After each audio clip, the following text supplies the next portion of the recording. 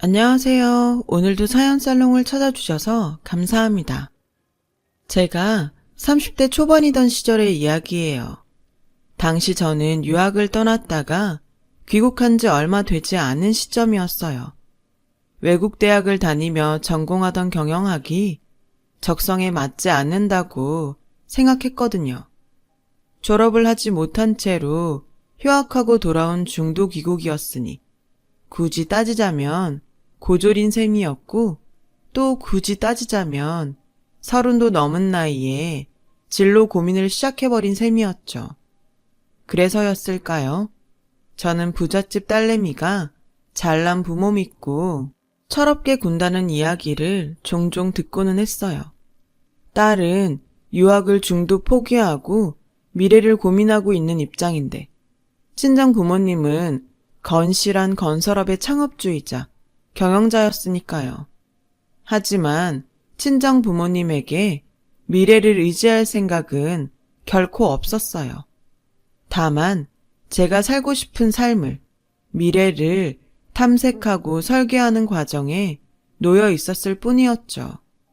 그러던 어느 날 덜컥 사랑이 찾아오더군요. 의약품 영업직으로 일하는 남자. 맑고 선하고 무척이나 성실한 모습이 저희 눈에 확 띄었죠. 서로 한눈에 알아본 저희는 자연스럽게 연애를 시작하게 되었고, 오래지 않아 프로포즈를 받은 저는 결혼을 결심하게 되었어요. 가족은 엄마랑 나랑 형이랑 의사인 형수, 이렇게 딱 넷이야. 의사 형수 자랑은 많이 해서 알고 있거든요.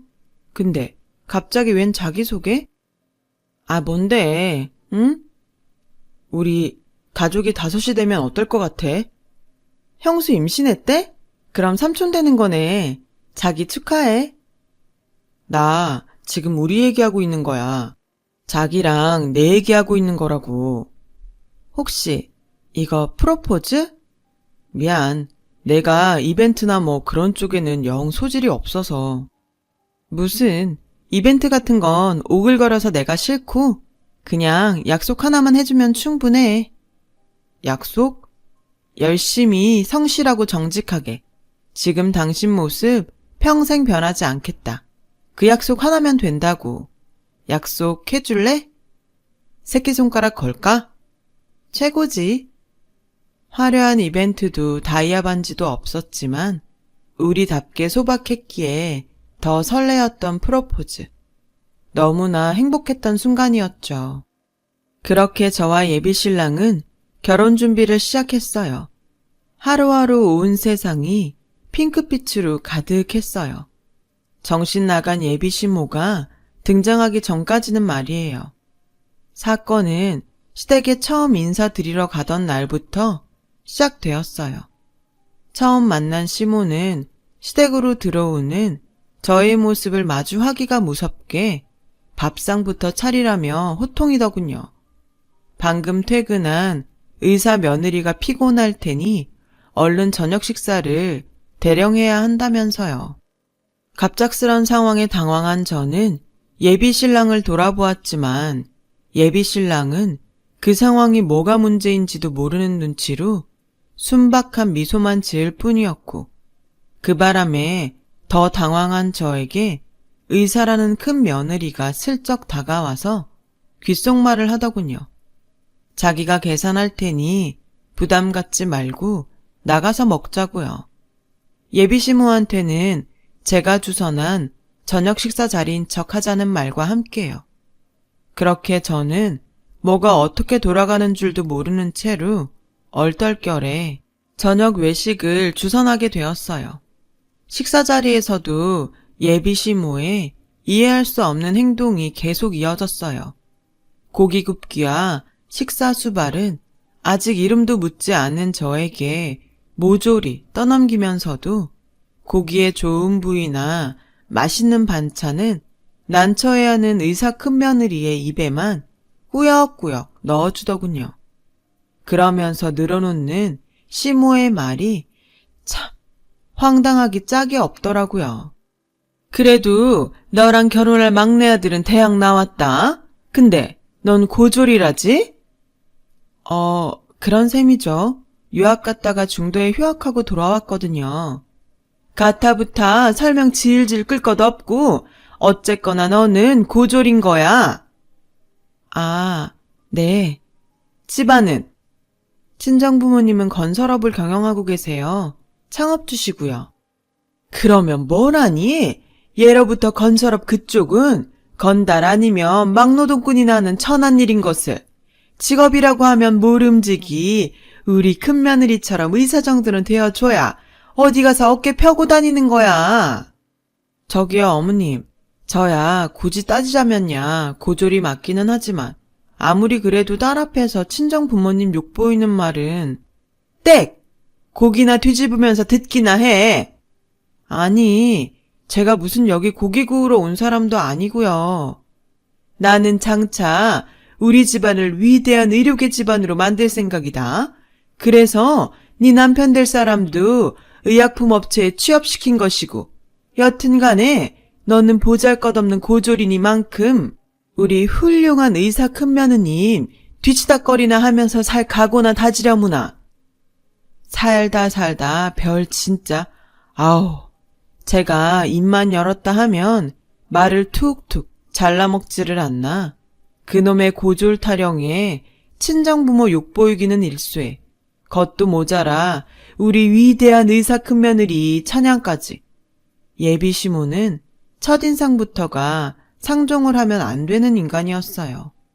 그런 시모 앞에 앉은 예비 신랑은 여전히 뭐가 문제인 줄도 모르는 채로 순박한 미소만을 짓고 있었고요. 그래서 어떻게 했냐고요? 더 듣고 자시고 할 게 뭐 있나요? 고기 굽다 말고 자리를 박차듯이 나와버렸어요. 참 신기한 건 보통 시모가 그 정도로 감싸고 돌면 의사 큰며느리가 오만방자에 기고만장할 법도 한데 그 집안에서 유일하게 제정신 박힌 사람이 바로 그 의사 큰며느리라는 거였어요. 제가 고기를 굽다 말고 자리를 박차며 나와버리자 의사 큰며느리가 쫓아나와 대신 사과하더군요.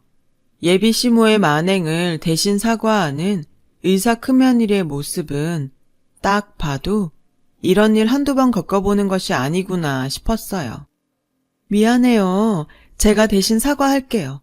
시어머니가 좀 그래요. 원래는 안 이랬는데 제가 며느리 되면서부터 저렇게 변했네요. 뭘요? 그쪽이 잘못한 것도 아닌데요. 그쪽이라는 말은 결혼을 다시 생각해 보겠다는 얘기로 받아들여도 괜찮을까요? 그 사람은 시댁 식구들 중 유일하게 제정신 박힌 사람일 뿐만 아니라 타인의 마음을 보듬어 줄 아는 사람이더군요. 그래서 저도 모르는 사이에 진심을 털어놓게 되었고요. 솔직히 말하자면 고민이 되기는 하네요. 집안 사람들도 분위기도 다 이상하고 입만 열면 고졸 타령에 친정 부모님 욕까지 보이는 시모랑 누가 살고 싶겠냐고요. 그래요. 이해해요. 제가 이래라 저래라 할 입장은 못 되지만 개인적으로는 이 집안에 시집 오지 않았으면 좋겠다는 심정이에요. 네? 하루 제대로 겪어봐서 알잖아요. 절대 쉬운 집안 아니라는 거. 그래서 저도 이 집안에 시집 온 거 후회하는 중이고요. 너무 힘들어. 큰 의사 며느리가 털어놓은 뜻밖의 진심에 저는 어리벙벙할 뿐이었어요. 이 기괴한 집안과 제정신이 맞는 건지 의심스러운 시모. 그런 시모 앞에만 서면 멍충이가 되어버리는 예비신랑. 그리고 세상 포근한 기운과 상처받은 느낌을 물씬 풍기는 의사 큰며느리. 이게 대체 무슨 조합에 무슨 난리인지. 그때의 저는 몸소 겪은 상황들을 도무지 이해할 재간이 없었기에 며칠을 혼란스레 보낼 수밖에는 없었어요. 생각을 정리할 시간이 필요했어요. 그런데 예비 시모와 예비 신랑, 이 정신나간 모자는 저에게 생각을 정리할 여유조차 주지를 않더군요. 파투나 버린 첫 인삿날로부터 채 며칠이 지나지 않아 정신나간 모자가 저희 집으로 쳐들어왔어요. 정신나간 모자는 늦은 시간에 약속도 없이 쳐들어온 것도 모자라 내가 사돈입네, 나는 사위입네, 알아서 모시라는 듯 거들먹거렸고 친정 부모님은 그런 두 말종을 향해 황당하다는 시선만 보낼 뿐이었어요. 정신나간 모자가 친정 부모님 앞에서 또 무슨 헛짓거리를 할까 걱정한 제가 둘을 내보내려는 찰나 예비 시모가 흉악한 입을 열고야 말았어요. 결혼시켜주는 대신 우리 훌륭한 의사 큰며느리에게 병원 하나 차려주는 걸로 퉁 칩시다. 미치겠네 진짜. 아닌 밤중에 남의 집에 약속도 없이 쳐들어온 주제. 그건 또 무슨 소리래요? 큰며느리한테 못 들었어요? 이 결혼 다시 생각해보고 싶다는 얘기? 꼴에 튕기기는? 뭐요? 아닌 말로다가 파혼을 놓아도 훌륭한 의사 큰며느리 있는 집안에서 놓아야지. 고졸 외동딸에 양아치 건설업이나 하는 그쪽에서 파혼을 놓는다는 것이 경우에 맞다고 보니? 그 애지중지 아끼는 의사 큰며느리는 정작 당신을 어떻게 생각하는데요? 질투는 그만하면 됐다. 진짜로 파혼을 놓아버리기 전에 자중하고 어디 사돈분들 생각이나 들어보자꾸나. 아니, 당사자가 결혼을 다시 생각해보겠다는데 왜 자꾸 딴소리를 해요? 왜? 큰며느리에게 병원 하나 차려주는 게 부담스럽니? 너희 부모는 그 정도 능력도 안 된다든? 의사 있는 집안에 고졸 외동딸 시집 보내려면 그 정도는 해와야 수지타산이 맞지. 그 말을 들으며 저는 정신이 아득한 우주 밖으로 날아가 버리는 기분이었어요. 지들은 뭐 얼마나 대단한 집안이라고. 입만 열면 험담도 모자라서 이제는 병원까지 차려다 바치라는 꼴이라니. 맙소사. 더 기분 나쁜 건 예비신랑의 태도였어요. 예비신랑은 아주 한술 더 떠 저희 친정 부모님이 의사 형수에게 해다가 바치는 병원 건물의 명의는 자신의 명의로 하는 것으로 자기 혼자 정해버리더군요. 전 그제서야 눈치를 챈 거죠. 참 좋은 사람인 줄로만 알았던 예비신랑이 사실은 엄마 치마폭에 쌓여 사는 마마보이였던 데다가 제가 부잣집 딸이라는 사실에 눈이 멀어버렸다는 것을요. 눈치를 챈 저는 일단 하찮은 예비신랑은 가만히 있으라는 한마디로 구석에 찌그러뜨려 놓고는 다시 예비시모에게 맞섰어요. 웃기고 있다 정말. 저기요. 그러는 그쪽 집안은 얼마나 잘 사는데요. 그래, 인정하마. 우리 집안 당장은 별 볼 일이 없다만 근데 우리는 의사며느리 있다. 그러시던가 그럼. 나 말고 잘난 둘째 의사며느리 데려다가 원하는 의료계 집안 만들면 되겠네. 당신 같은 시모한테 시집올 의사며느리가 세상에 둘씩이나 될지는 모르겠지만 너 그렇게 자꾸 끼어들다 크게 혼나는 수가 있어요. 내가 할 말이지. 그따구로 개념 없이 행동하다가 인생 시궁창으로 떨어지는 수가 있어. 그리고 차라리 잘 됐네. 당신네 같은 집안에 시집가서 고생하기 전에 이런 식이라는 걸 미리 알게 되어서 이런 걸 조상이 도왔다고 하는 건가? 그래서 진짜 파혼이라도 하겠다는 거니 지금? 와우, 놀라워라. 한국말 잘 알아듣네. 영 멍충이는 아닌 모양이야. 알았으면 나가요. 그러자 예비시모는 이래서 노가다나 뛰는 건달 것들이랑은 상종을 하지 말아야 한다며 폭언을 퍼붓기 시작했어요. 그때 구석에 찌그러져 있던 예비신랑의 한마디가 가관이었어요. 아이씨, 결혼 안 할 거면 연애하는 동안 내가 쓴 돈이나 돌려주던가. 하, 누가 들으면 뭐 대단한 거금이라도 쓴 줄 알겠네. 먹고 떨어져라. 저는 가지고 있던 지폐다발을 정신나간 모자의 얼굴에 집어던지며 쫓아냈어요. 그 와중에도 주섬주섬 돈을 챙겨가는 정신나간 모자의 꼬라지가 너무도 가짜났고 정말 조상님께 진정 감사하는 마음도 들었어요. 해서는 안 되는 결혼이라는 것을 미리 점지해 주셨으니까요. 결국 파혼을 맞이한 저는 며칠 여행을 다니며 마음을 추스렀어요. 저와 똑같은 상처를 받은 친정 부모님과 함께요. 그 여행에서 돌아오던 날, 저는 비로소 결심했어요. 유학을 다시 떠나 중도 휴학하고 돌아왔던 경영학 학위를 취득하기로요. 잘 배우고 잘난 딸이 되어 정신나간 모자 같은 말종들에게 다시는 업신여김 당하는 일이 없도록 만들기 위해서요. 제가 다른 사람에게 업신여김 당하는 모습을 부모님께 또 다시 보여드리지 않게요. 그로부터 몇 년 뒤, 유학길에 다시 올랐던 저는 유학을 했었던 대학의 경영학 학위를 취득했어요. 저를 좋게 봐주신 교수님의 소개로 외국에서 좋은 조건으로 일할 기회가 많이 주어졌었지만 저는 귀국을 선택했어요. 외삼촌이 지금도 병원장으로 있는 종합병원이 마침 크게 확장을 하고 있던 중이었거든요. 그래서 저는 집안에 도움이 되기 위해서 고국으로 돌아와 외삼촌의 병원 경영을 돕기로 했던 거죠. 그런데 병원 확장차 새 의료진의 면접이 있던 날, 면접장에 들어오던 누군가가 병원장 외삼촌 옆에 앉아있는 저의 얼굴을 보기가 무섭게 고개를 떨구더군요. 면접 시작도 전에 스스로 면접을 포기하겠다며 돌아선 누군가는 다름 아닌 의사 큰며느리였어요.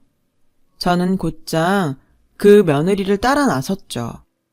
얘기는 대충 들었어요. 이 바닥 좁잖아요. 전에 다니던 병원에서 쫓겨나다시피 퇴직했다던데 갑자기 무슨 일이래요? 그게 하긴 면접도 포기한 마당에 뭘 숨기겠어요. 시댁 식구들 때문에 어쩔 수가 없었어요. 그 사람들이 왜요? 저한테는 막대했어도 의사 큰며느리라고 애지중지했었잖아요. 동서랑 결혼할 뻔했던 둘째 아들 있잖아요. 동서 아닌데. 맞다. 미안해요.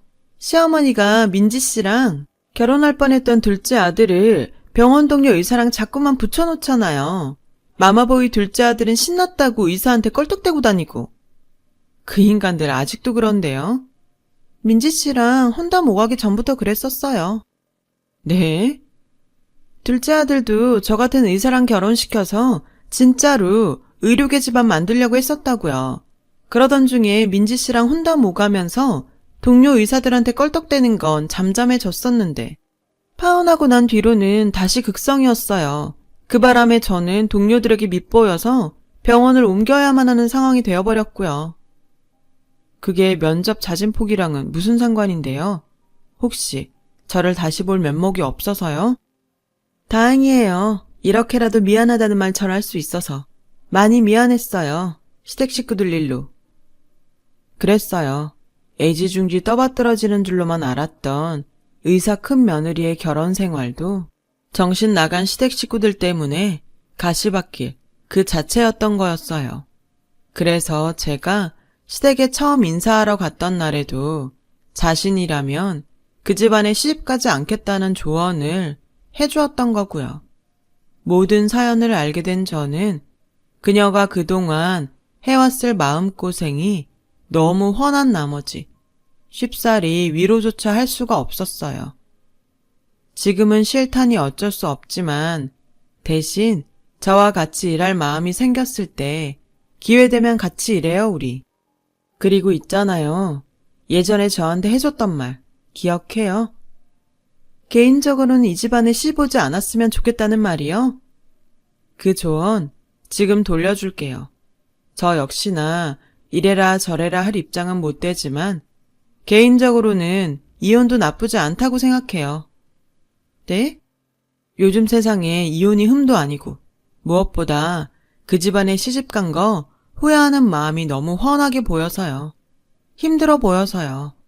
이혼하고 외로워서 안 되겠다 싶으면 말해요. 그때 친구해 줄게요.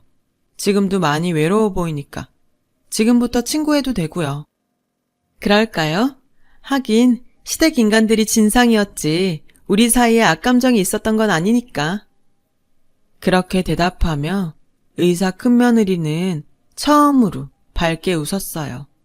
그리고 그날 밤 정신 나간 예비 시모가 저희 친정집에 또 쳐들어왔어요.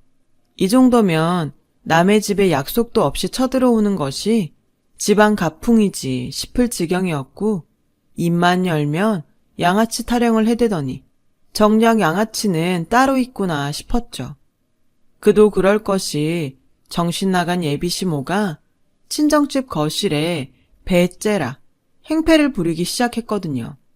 당신의 훌륭한 의사 큰며느리의 입사 지원을 저와 외삼촌이 과거의 악감정으로 인해 부정하게 탈락시켰다면서요.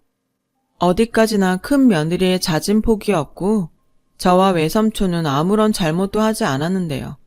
그야말로 어이가 승천하고 황당한 웃음에 배꼽이 빠져나갈 지경이었죠. 이래서 양아치 같은 것들이랑은 상종을 하지 말아야 한다는 거야. 본인들이 지금 하는 행동이 양아치 짓거리인 줄은 알고 이게 어디서 옳은 말을 잘라먹어? 하여튼 못 배운 티를 꼭 낸다니까. 학벌 들이대볼까? 학위 인증 가능해. 근데 그걸 읽을 수는 있겠어요? 다 영어야. 노가다나 뛰는 애미애비가 어른 앞에서 그따위로 행동하라고 가르치디? 노가다 아니고 건설업. 당신 같은 것들은 꿈도 못 꿀 만큼 어마어마한 부자. 그래서 우리 집에 이렇게 뻔질나게 들락거리는 거 아니야? 그리고 당신 같은 것들이랑은 차원이 다를 만큼 올바르게 살아온 분들이야. 우리 친정 부모님은 남의 돈을 그냥 가져가려거든 바짝 엎드려서 도와주세요 해도 시원찮을 판국에 어디서 내세울 자존심은 다 내세우고 돈도 꽁으로 먹으려 들어요. 돈은 탐나고 자존심은 세우고 싶고. 그거 내가 모를까 봐서? 왜? 우리 집 노가다 집안이라고 하면 뭔가 마음에 좀 위안이 되시나 봐요? 올바른 집안? 웃기고 자빠졌네. 그래, 그렇게 올바른 집안이 남의 집 훌륭하고 귀한 의사며느리 면접을 일부러 탈락시켜? 그때 의사 큰며느리가 종이 한 장을 들고 나타났어요. 그 종이를 받아든 예비시모의 얼굴은 새하얗게 질리고야 말았죠.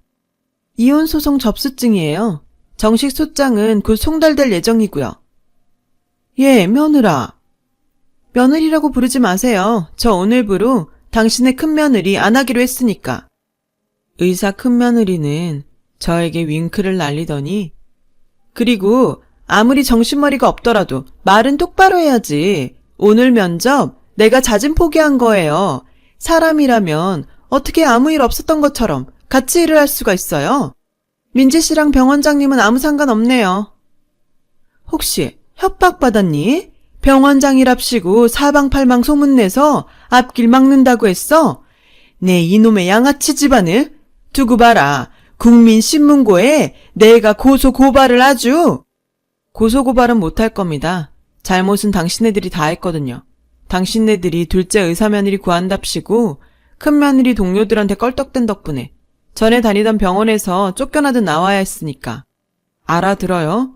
의사 큰며느리 당신들 스스로 없앤 거고 며느리 앞길도 우리 집안이 아니라 당신의 집안이 망쳐놓은 거야.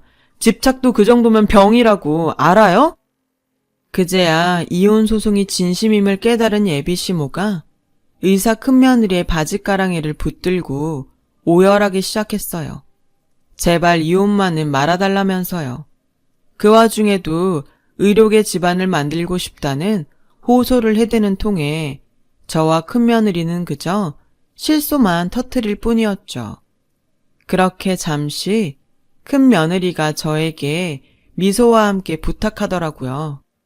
경찰 좀 불러줄래? 더러운 손이 내 발에 막 닿는 게 너무 역겨워서 감염될 것 같고 막 그런 기분이야. 흔쾌히 고개를 끄덕인 저는 전화기를 들었어요. 그랬더니 예비시모가 나가겠다며 알아서 일어서더라고요. 의료계 집안? 꿈도 크다 정말. 가짜는 본인들 주제도 모르고. 그래, 의사 며느리로 집안 채워놓으면 그게 진짜 의료계 집안이 된다든? 정작 시모의 자식들은 정신병자들인데? 너 두고 봐. 내가 꼭 다른 의사 며느리를 얻어서 반드시 의료계 집안을 만들고야 말 것이야. 들어서 알잖아. 우리 외삼촌이 병원장이다. 이 바닥이 은근히 좁아요. 당신네들 소문나는 거 금방이야. 근데 굳이 그렇게까지 하지는 않으려고요. 거울 봐. 당신네들 꼬라지 잘 되새겨봐. 그럼 답 딱 나올 거니까. 오랜만에 다시 얼굴 보게 돼서 기분 더러웠고 앞으로는 만나지 맙시다 우리. 저와 친정 부모님과 그리고 의사 큰며느리는 비로소 안정을 되찾았죠. 그렇게 지금 이혼 판결이 나면서 예비 시모는 그토록 애지중지 아꼈던 의사 큰며느리로부터 버림을 받았어요. 그 집안 주제로는 갚을 수도 없는 거액의 위자료 배상 판결에 인생 시궁창에 빠져버린 건 덤이었고요. 예비 시모는 그래 놓고도 정신을 못 차렸는지 이혼남인 첫째 아들, 그리고 저와 결혼할 뻔했던 둘째 아들에게 의사 며느리 자리를 안겨주기 위해 사방팔방 추태를 부리고 다닌다는 풍문이에요. 그래봤자 될 턱이 있겠어요. 가는 데마다 멸시에 천대에 험한 꼴이나 당하며 다니겠죠. 저와 혼담에 오갔던 둘째 아들은 의약품 영업직 직장에서 해고 위기에 놓여 있어요. 의사들에게 껄떡대고 다닌 탓에 영업 실적이 제로가 되어버렸거든요. 아주 속 시원한 일들의 연속이었죠. 외삼촌의 병원 확장 사업을 순조롭게 마친 저는 30대 후반이 된 지금까지도 병원을 훌륭하게 경영해 나가고 있고요. 이혼한 의사 큰며느리, 아니, 제 친구는 저와 같은 병원에 근무하고 있어요. 그녀는 뛰어난 실력과 환자의 아픔을 어루만지는 넓은 마음씨까지 가진 뛰어난 의사이며 저에게는 세상 둘도 없는 친구랍니다. 파혼과 이혼의 아픔을 겪은 저희 둘. 하지만 그 소란의 끝에서 세상 둘도 없는 친구를 얻게 되었어요. 이런 게 인연 아닐까요? 이렇게 돌아봐도 신기한 인연이에요. 제 이야기 들어주셔서 감사합니다. 여러분도 소중한 인연이 옆에 있으시길 바라며 오늘도 건강하고 좋은 하루 되세요. 여러분, 사연 댓글에 응원과 현명한 조언 부탁드려요. 좋아요와 구독은 저에게 큰 힘이 됩니다. 오늘도 좋은 일 가득하세요.